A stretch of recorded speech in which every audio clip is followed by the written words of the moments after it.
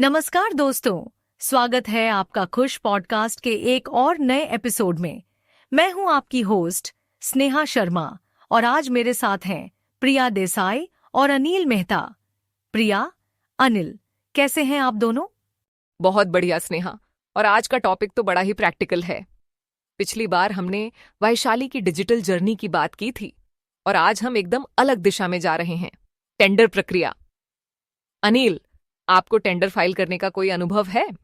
प्रिया, सच बताऊं तो मैंने खुद कभी टेंडर नहीं भरा, लेकिन मेरे एक दोस्त ने एमएसएमई के लिए किया था और वो हमेशा कहता है कि दस्तावेजों की तैयारी और सही समय पर सबमिट करना सबसे बड़ा सिरदर्द है। स्नेहा, आप शुरू करें, टेंडर की शुरुआत कैसे होती है? बिल्कुल, तो सबसे पहले टेंडर को समझना बहुत जरूरी है। टेंडर दस्तावेज को ध्यान से पढ़ना चाहिए। उसमें शर्तें, कार्य का दायरा, पात्रता मानदंड, जरूरी दस्तावेज और मूल्यांकन प्रक्रिया सब कुछ लिखा होता है। और अगर कुछ समझ न आए तो क्लैरिफिकेशन मांगना चाहिए, लेकिन वो भी समय सीमा के अंदर। हाँ, और एलिजिबिलिटी क्राइटेरिया को लेकर लोग अक्सर कंफ्यूज हो जाते हैं। कई बार लगता है कि हम फिट हैं, लेकिन कोई छोटा सा डॉक्यूमेंट मिस हो जाता है। तो एलिजिबिलिटी की जांच करना और अगर कोई डाउट है तो क्लैरिफिकेशन लेना, ये दोनों स्टेप्स मिस नहीं करने चाहिए। और स्नेहा, रजिस्ट्रेशन की बात करें तो आजकल तो सब कुछ ऑनलाइन है। जीएम पोर्टल या राज्य के टेंडर पोर्टल पर रजिस्ट्रेशन करना पड़ता है और डिजिटल सिग्नेचर सर्टिफिकेट डीएससी ये भी जरूरी है, क्लास 3 वाला।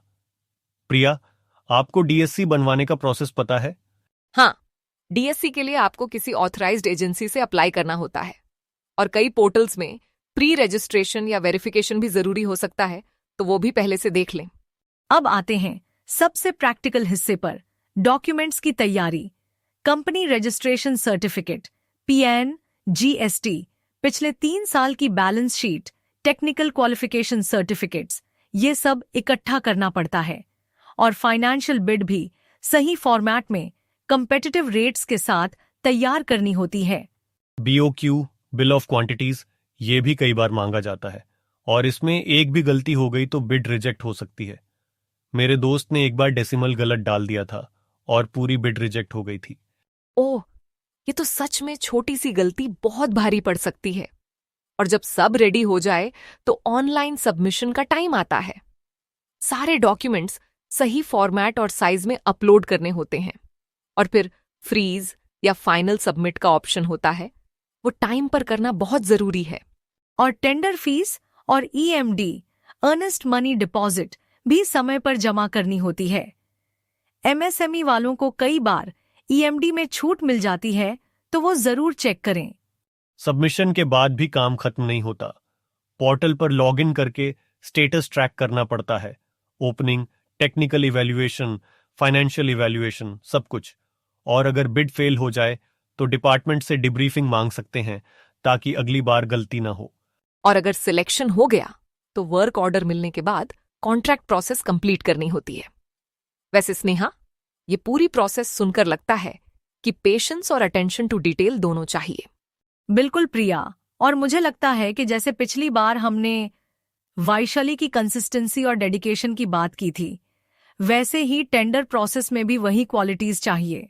और एक बात, अगर किसी को और डिटेल में समझना है तो ऑनलाइन वीडियो भी अवेलेबल है, जैसे माइक क्लेटन और सीटीएफएम के वीडियो। प्रैक्टिकल गाइडेंस के लिए वो भी देख सकते हैं। और अगर आप चाहें तो इस पूरी जानकारी को पीडीएफ गाइड या इन्फोग्राफिक में भी बदल सकते हैं, ताकि बार बार रेफरेंस के लिए हैंडी रहे। तो दोस्तों, आज के लिए बस इतना ही। उम्मीद है आपको टेंडर प्रक्रिया थोड़ी आसान लगी होगी। प्रिया, अनिल, बहुत अच्छा लगा आप दोनों के इनसाइट्स सुनकर। मुझे भी बहुत मजा आया और उम्मीद है हमारे लिसनर्स को भी प्रैक्टिकल टिप्स मिले होंगे। बिल्कुल। और अगर किसी को कोई सवाल हो तो हमें जरूर लिखें। अगले एपिसोड में फिर मिलेंगे। तब तक के लिए खुश रहें, सीखते रहें। धन्यवाद दोस्तों, सुनते रहिए खुश। फिर मिलेंगे। अलविदा।